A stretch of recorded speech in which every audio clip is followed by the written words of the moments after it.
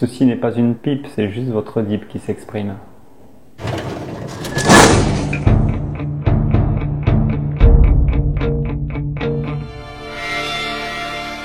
Je m'appelle Frédéric Sorbarin, je suis médecin psychiatre, puis j'exerce en établissement de santé privé au Vésinet dans le 78 et j'ai aussi un cabinet à Paris dans le 8e arrondissement. Alors moi j'ai un parcours un peu particulier avec la nicotine. J'ai commencé assez tardivement puisque j'ai dû commencer vers 26 ans à peu près. Donc je commençais bien sûr avec les potes à l'internat, en commençant par des cigares en fait. Donc j'ai commencé, mon premier contact avec la nicotine ça a été le cigare. Puis j'ai commencé à fumer quelques bons cigares cubains et puis mon frère m'a initié beaucoup plus au Havane, puisqu'il était trésorier d'un club de cigares à Toulouse et donc j'ai eu accès à un certain nombre de modules et j'ai commencé à fumer des Havanes. Puis progressivement, on peut pas fumer des Havanes toute la journée, je me suis mis au cigarios et j'ai commencé après à consommer de manière beaucoup plus régulière les cigarios, jusqu'à prendre jusqu'à une 20-25 cigarios par jour. Au début que je crapotais, mais bon c'est pas terrible les cigarios, donc je me suis mis à les fumer un petit peu plus et voilà comment je suis tombé un peu dans l'addiction à la nicotine. À un moment donné ça a commencé à poser quelques petits problèmes puisque j'ai fait un petit peu de télétravail parce que j'ai travaillé aussi dans l'industrie pharmaceutique où j'étais conseiller scientifique en neurosciences, donc j'avais une partie de télétravail et donc je passais mes journées avec mes Havanes, mes cigares et le soir il y avait vraiment une couche de fumée dans la maison, ça devenait vraiment impossible. Et là, donc, j'ai essayé différents substituts nicotiniques. Par ma formation, j'étais familiarisé avec l'utilisation des substituts nicotiniques, alors j'ai essayé un peu tout, donc j'ai essayé de me patcher. Alors le patch c'est probablement une bonne méthode puisque ça délivre de manière régulière la nicotine, il n'y a pas de pic, donc bon a priori c'est une méthode qui m'avait paru la plus adaptée, donc j'ai commencé avec des patchs, mais le problème du patch, même si on le dose bien, chez moi en tout cas, c'était que j'avais pas la possibilité de bien doser à tout moment de la journée mon taux de nicotine, quoi. Donc j'étais avec mon patch à reprendre de temps en temps des cigarios, à monter les patchs, descendre, puis donc je me suis mis après aux petites pastilles à sucer qui avaient un goût pas terrible, et après j'ai commencé les gommes, et donc je suis tombé accro vraiment des gommes, où j'ai fini par en mâcher une plaquette de 15 à 4 mg, puis après 2 plaquettes, donc 30 gommes, et j'ai commencé à augmenter comme ça, et après je me suis stabilisé à 3 plaquettes, donc ce qui faisait à peu près 45 gommes par jour à 2 mg. Donc j'en étais arrivé à ruminer toute la journée, du matin au soir. Le soir, je me brossais les dents. Après m'être brossé les dents, qu'est-ce que je faisais? Je prenais une gomme, je la mettais dans la bouche, je la mâchouillais un peu, je m'endormais avec. Et le matin, la première chose que je faisais quand j'ouvrais les yeux, je finissais de mâchouiller ma gomme quand je ne l'avais pas collée sur l'oreiller. Donc à partir de ce moment-là, je commençais à me dire ça devient problématique. J'ai commencé à mâcher de manière assez compulsive ces gommes, et les gommes, quand on les mâche de manière assez compulsive et qu'on délivre des shoots de nicotine, et on commence à se faire quelques petites intox à la nicotine avec des maux de tête, des vertiges, des tachycardies. Voilà, donc c'est pas forcément terrible, et comme j'ai probablement un profil addictogène, parce qu'on n'est pas tous égaux vis-à-vis des addictions, et certains seront plus à risque, je fais partie de cette population. Donc voilà, et puis mon ami à un moment donné m'a dit tiens, tu vois, il y a la cigarette électronique et tout, tu devrais essayer parce que j'en ai marre de te voir mâcher les gommes, un jour je vais me réveiller, tu vas m'accrocher une gomme dans les cheveux, à ce moment-là je t'étripe, donc je me suis dit je vais essayer la cigarette électronique. Donc elle m'a poussé un peu à acheter la cigarette électronique. Cigarette électronique, ça ne me plaît pas trop parce que cigarette, c'est quand même une cigarette qui fait appel à du tabac avec un mécanisme de combustion de tabac. C'est de la fumée, la fumée c'est des particules solides, d'accord. Là on n'est pas du tout dans on est dans autre chose là. On a un atomiseur, le fil qui va monter en température jusqu'à 50 à 60 degrés, je pense, et qui va créer une espèce d'aérosol. Il va y avoir une nébulisation, c'est un aérosol, c'est des micro-gouttelettes.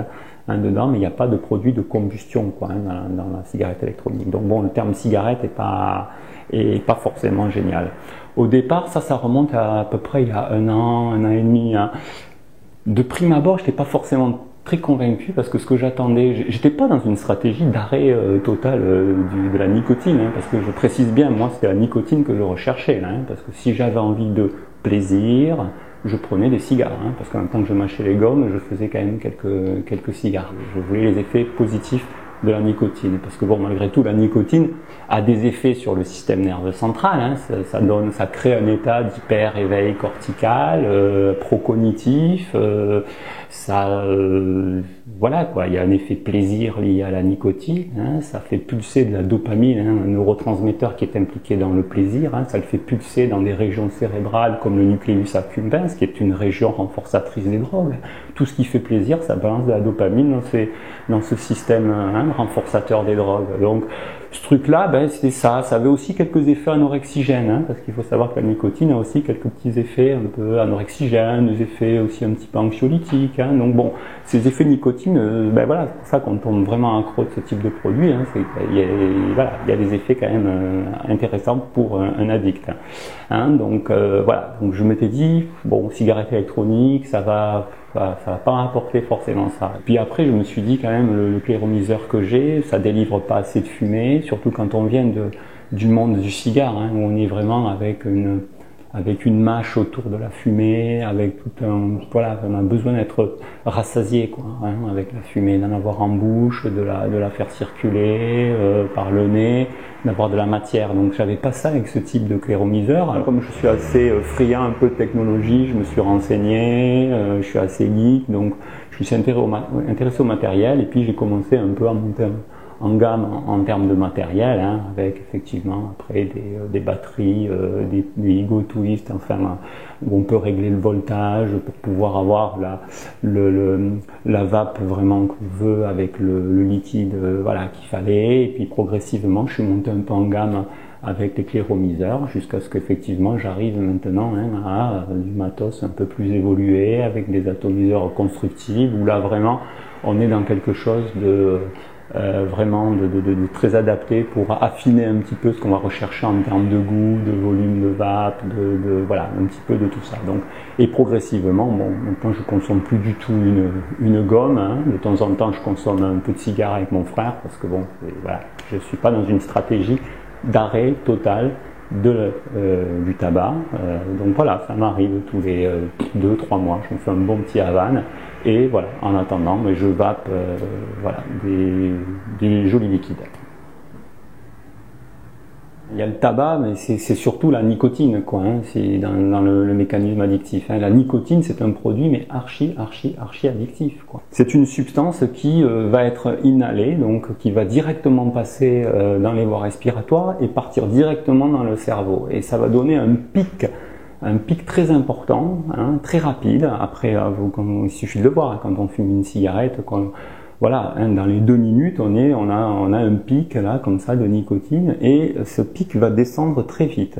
Et les molécules, toutes les substances qui ont un pic plasmatique rapide et très élevé, avec une chute derrière hein, importante, sont très addictogènes. Parce que le cerveau, qui bien sûr a été baigné hein, de dopamine lors de l'explosion de cette nicotine dans ce cerveau, eh bien, va réclamer hein, cette nicotine pour de nouveau rééprouver l'état psychique dans lequel il s'est retrouvé lors de ce pic de nicotine. Voilà, donc la nicotine vraiment monte très vite et descend, et dans la descente, on n'a qu'une seule envie après, hein, c'est de pouvoir reconsommer pour diminuer les manifestations de sevrage, hein, avec toutes les formes d'irritabilité, nervosité, instabilité psychomotrice, hein, bon, toutes ces, voilà, on voit, on est très addict et rapidement à la nicotine. Quand on commence à vaper, ce qu'on va constater, hein, ça on le voit très bien, hein, et il y a les études le montrent, hein, c'est-à-dire que le pic qu'on va avoir, le pic plasmatique va être beaucoup, on va atteindre hein, finalement hein, le pic, tout ce qu'on avait hein, avec la cigarette classique, hein, mais on va l'atteindre beaucoup plus progressivement, et si on veut vraiment avoir l'équivalent nicotinique dans le sang de ce qu'on a avec une clope, il faut quasiment vaper pendant 10 minutes à un quart d'heure hein, avec une cigarette électronique, hein, vraiment pour se rassasier de la nicotine qu'on va apporter directement avec une clope. Donc en fait, on a une courbe qui est plus sous forme de cloche, avec une montée beaucoup plus progressive et une diminution après. Voilà. Donc là, il y a un effet probablement un petit peu moins addictogène. Là, commence à le perdre un petit peu progressivement, cette nécessité d'avoir de suite le pic immédiat. Et on a quand même à mon avis, des taux beaucoup plus constants dans la journée quand on vape régulièrement au niveau de nicotine plasmatique que quand on est vraiment dans de la clope où là vraiment, poum, on a son shoot de nicotine, on s'arrête et on va refumer.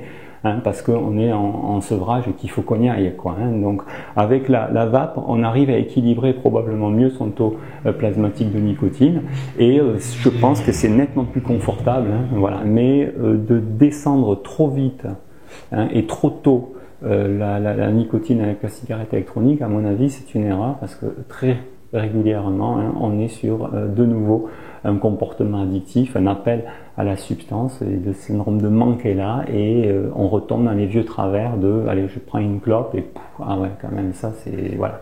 Donc voilà, c'est garder suffisamment de temps les taux de nicotine, et après c'est des diminutions très progressives. Moi j'ai des patients qui ont arrêté après progressivement la cigarette électronique, mais en diminuant très très doucement les taux de nicotine, si bien qu'on se retrouve avec des petits apprentis chimistes, puisqu'on ne trouve pas forcément tous les dosages intermédiaires qui seraient nécessaires théoriquement à pouvoir se passer tout doucement d'un certain taux de nicotine. Donc on fait des assemblages avec au début du 16 avec du 12, un peu plus, tac tac, pour avoir effectivement des diminutions très très progressives en nicotine, et ça dépend énormément de chacun, quoi. On voit aussi chez certains patients qui ont réussi à diminuer très très progressivement leur consommation de nicotine par la vape, des gens qui continuent à vaper,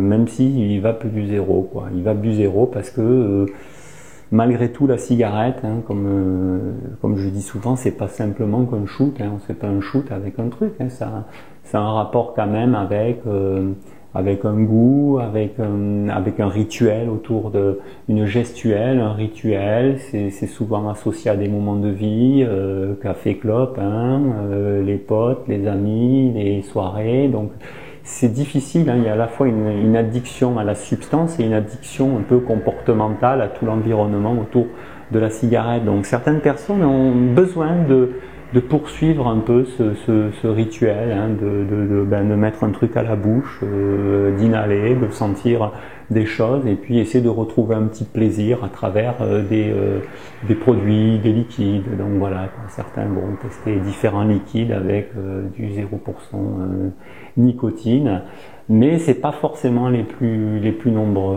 dans ce que je côtoie. C'est soit on a des gens qui continuent, qui consomment et qui restent sur de la cigarette électronique avec des taux un petit peu plus faibles en termes de nicotine, soit après des gens qui ont après lâché la cigarette électronique, voilà, parce qu'ils ont décroché avec l'histoire de nicotine, mais ils l'ont toujours à la maison, et de temps en temps, dans certaines situations, ils vont revenir vers la cigarette électronique. Je travaille beaucoup avec certaines pathologies, des troubles psychiques, on va dire, essentiellement des troubles de l'humeur quand même assez sévères, des formes d'anxiété sévères. Et dans ces troubles psychiques, là, on s'aperçoit effectivement que nos patients sont super addicts, quoi. On a plus de 50 à 70% de nos patients qui ont au moins une addiction, quoi. Alors effectivement, le tabac, c'est la première qui est rencontrée dans la population avec laquelle je travaille. On a le tabac, on a l'alcool, et puis après, on a les autres produits. Donc on est confronté très fréquemment à l'utilisation du tabac chez les patients qui ont des troubles de l'humeur. Donc voilà, plus de la moitié des patients sont vraiment complètement addicts au tabac. Donc c'est problématique, voilà, surtout quand je travaille en institution, puisque c'est là vraiment qu'on est confronté au quotidien de nos patients. On les voit fonctionner du matin au soir, on passe dans les chambres, il y a une vie institutionnelle qui s'organise, et donc là on voit effectivement tous les mécanismes addictifs se mettre en place chez ces patients, effectivement, qui vont chercher la nicotine, alors pour différentes raisons. Certains, ça a des effets probablement un petit peu anxiolytique chez eux, d'autres vont rechercher un côté plutôt stimulant, mais globalement, hein, on a un profil addictif plus important dans ces populations de troubles de l'humeur. De par le niveau de stress chronique, hein, 2 à 4 fois plus de risques cardiovasculaires dans ces populations-là. Donc si par-dessus on rajoute le tabac, on a une mortalité beaucoup plus importante hein, au niveau cardiovasculaire. Donc vraiment, moi j'encourage hein, mes patients hein, à utiliser la cigarette électronique dans une stratégie hein, de réduction des risques. Alors après, bon, c'est marrant hein, quand on commence un peu à tolérer ça, parce que ça c'est compliqué même parmi les professionnels de santé, même dans les cliniques. Moi j'ai parfois été obligé de me battre pour dire non mais certes vaper, bon bien sûr dans les lieux publics, le truc, bon là on essaie de préserver hein, le bon équilibre au sein de l'institution, mais après dans les chambres quoi, la question se pose. La chambre d'un patient, quoi. Hein, on sait que dans les cliniques, cliniques psy, hein, beaucoup de patients vont fumer du tabac dans leur chambre, quoi. Et avec tous les risques liés hein, au départ de feu, à s'endormir avec une cigarette à la main, hein, et voilà, tout ça dans les chambres. Donc, le fait de tolérer l'utilisation comme ça de la cigarette électronique dans la chambre d'un patient, et bien on s'est aperçu que finalement il y avait une diminution quand même du recours au traitement si besoin, beaucoup moins de difficultés avec les insomnies le soir. Hein. Vous voyez, vous avez quelqu'un qui vient pour un épisode dépressif, il vient pour soigner sa dépression, il va me dire, mais ne cassez pas les pieds, hein, pour être poli avec votre tabac. Moi, je suis pas venu pour arrêter le tabac, je suis venu pour ma dépression, quoi. Ok, le tabac, c'est mon truc. Donc, le fait de proposer comme alternative la possibilité d'utiliser une cigarette électronique dans une chambre, ben, ça va permettre effectivement, à un moment donné, avec les rituels d'endormissement classiques hein, du patient, de ces petits rituels le soir, et ben, de diminuer le niveau d'anxiété, d'angoisse qu'on pourra avoir, hein, avec un recours moins important à des traitements anxiolytiques et tout, parce que bien entendu dans les cliniques et les hôpitaux, hein, à partir d'une certaine heure, on ferme les portes, hein, on ne va pas laisser les allées-venues, hein, dans toutes les institutions, c'est comme ça. Donc finalement, eh ben, à partir de 22h ou 23h, selon les endroits, eh ben, vous êtes enfermé dans un endroit, impossibilité de fumer. Ok, alors bon, parfois on va vous donner quelques gommes, si, ça, c'est pas très concluant. Et je trouve que l'utilisation, la tolérance en tout cas de l'utilisation de la cigarette électronique dans la chambre du patient, hein, qui est quand même son espace privé à lui, hein, d'accord, il va pas vaper au milieu des gens, si c'est son choix. Ben, de l'autoriser là-dedans, ben, je pense qu'on a gagné un petit peu en sérénité avec certains profils de patients très addicts à la nicotine. J'ai aussi une anecdote assez sympa d'un patient que j'ai eu à peu près il y a 6-8 mois, quoi. 6-8 mois, en hospitalisation. Un gros fumeur, hein. Le type il faisait 2 paquets et demi par jour, il était sans arrêt, clope sur clope, on le reprenait 50 fois, il nous a cramé 3 couvertures, j'avais l'équipe soignante sur le dos, les aides-soignantes qui me disaient on retrouve des mégots planqués de partout, dans la bande de douche, bon voilà, c'était infernal, hein, parce que c'était un type qui fumait la nuit, le jour et tout, quoi. Donc je lui ai proposé d'acheter une cigarette électronique. Donc il avait malheureusement pas le droit de sortir de la clinique parce qu'il était dans un état qui permettait pas à ce qu'il puisse sortir comme ça tout seul à l'extérieur. Donc je l'ai fait accompagner même par un soignant dans le petit magasin du coin à côté de la clinique en lui disant écoutez, allez chercher un truc, prenez-vous une clope électronique parce que vous allez me foutre le feu là, et puis j'allais pas le gaver de neuroleptique toute la nuit pour qu'il dorme et pour le mettre dans le coma toute la nuit pour pas qu'il aille tirer sur sa cigarette.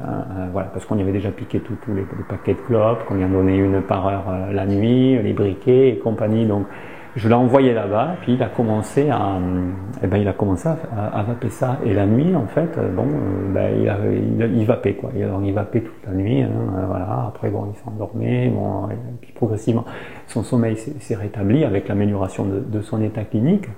Et c'est quelqu'un que j'ai suivi après. Il a commencé à m'apprendre des trucs quand je le voyais en consulte. Hein, et il me disait, tiens, docteur, tiens, regardez, j'ai vu ça, regardez ce liquide. Et donc, il m'apportait des liquides, là, en me disant, tiens, vous devriez tester ça, c'est super. J'ai trouvé ça, c'est génial.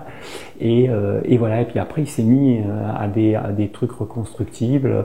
Alors au départ, hein, il achetait sur internet des trucs à droite, à gauche, il regardait toutes les reviews possibles et imaginables. Et c'est quelqu'un là maintenant, quand il vient me voir, il m'a montré la dernière fois une valise, quoi, il a quasiment une valise avec un paquet de modes, des ci, des ça, et donc il est vraiment maintenant complètement accro de ça. Et ce qui est intéressant, c'est qu'il a retrouvé une espèce d'environnement de reconnaissance un peu sociale, de se regrouper dans une communauté avec des gens qui partagent des valeurs, un passé commun avec l'addiction, qui ne sont pas dans le jugement et qui ont un goût pour le joli matériel, voilà. Donc lui, il est tombé un peu dans cette communauté-là. Il a trouvé vraiment sa place, hein. Donc là, il est maintenant sur des forums, il anime des trucs et vraiment, ça a été pour lui une nouvelle passion, je vais dire, hein, qu'il a détourné d'autres difficultés. Voilà, et on en retrouve souvent dans l'environnement de la VAP. Hein, c'est vraiment une communauté, quoi. Il y a un regroupement communautaire, un peu comme ce que j'ai pu constater, hein, puisque je commence à fréquenter un petit peu les milieux. Bien entendu, et c'est un peu ce que j'avais vu avec le cigare, quoi, parce que bon, le monde de la clope, bon, c'est un truc, c'est un peu sordide, hein, on va se faire sa clope sous la flotte, dehors, tout cela, en train de se geler, bon, on échange 2-3 mots, et puis dès que c'est terminé, on rentre, alors que ce qu'on voyait autour du cigare, hein, il y a toute une communauté, il y a toute une histoire, il y a une culture autour du cigare, vous avez des magazines spécialisés, il y a des clubs, des clubs de cigares, on fait des dégustations, on fait ci, on fait ça, on va visiter les usines, enfin, on est dans un truc où on partage une passion, il y a un goût, il y a un plaisir autour de l'objet, quoi, hein, de l'objet qu'est le cigare. Et bien on retrouve un peu ces éléments-là dans la vape, hein, vraiment, hein, voilà, dans la communauté de la vape. Alors ça, c'est autre chose, c'est un autre monde, hein, vous voyez. Moi, je pense qu'il y a effectivement ceux qui vont aller vaper pour diminuer le nombre de cigarettes et qui vont vaper utile, quoi. Hein. Donc, s'il faut vaper utile, il faut vaper correct, il faut prendre le bon matos et tout. Ok, très bien, il n'y a pas besoin d'être dans des investissements monstrueux. Mais après, hein, ceux qui sont, voilà, ceux qui sont un peu geeks, qui aiment bien ça, tout ça, bon, ils se retrouvent. Et c'est un environnement qui est somme toute très sympathique. Alors, moi, je suis toujours très ennuyé vis-à-vis de le discrédit qui est porté là sur la cigarette électronique en France et dans d'autres pays, hein, notamment parce que il faut quand même rappeler que le tabagisme, hein, c'est la première cause de mortalité en France, de mortalité évitable. Première cause de mortalité évitable en France. C'est 73 000 personnes qui décèdent par an. 73 000 par an, c'est 200 par jour, quoi. Donc, chez ces personnes à haut risque, la cigarette électronique est un formidable outil dans une stratégie de réduction des risques. On est vraiment dans la stratégie de réduction des risques. Hein, c'est comme si, on dit, le parachutisme. Hein, si vous allez à une altitude très élevée, si vous sautez d'une altitude très élevée, c'est vrai que c'est mieux de sauter avec un parachute. Hein, d'accord ? On se fait en général moins mal quand on a un parachute. Hein, si on est dans un avion, qu'on saute, il vaut mieux avoir un parachute parce que à l'arrivée, on va se faire moins mal. Donc on sait très bien que le parachute en soi, ça prévient la mortalité quand on tombe d'une hauteur très élevée. Alors maintenant, on va dire, est-ce que le parachutisme c'est dangereux ? Le parachutisme probablement, il peut y avoir des conséquences délétères à sauter en parachute. On peut se casser une jambe, on peut avoir un problème technique, ok. Donc c'est vrai que c'est sûr, c'est un peu plus dangereux peut-être que de ne rien faire dans un fauteuil, quoique, voilà. Mais la cigarette électronique, c'est le même principe, c'est-à-dire chez les consommateurs de tabac, ça réduira le risque de mortalité, quoi. Ça c'est clair. Enfin, je veux dire que toutes les études, même actuellement, montrent sur les modèles animaux et tout, que de toute façon, c'est beaucoup moins toxique que le tabac et que le tabagisme. Hein, ok, donc ça, là, il n'y a pas photo. Donc moi, le débat, là, c'est quelque chose qui m'irrite. Voilà. Je veux pas non plus faire l'apologie de la vape. Hein. Trop tard. Voilà. Je veux pas la faire. Non, mais si tu veux, tu coupes.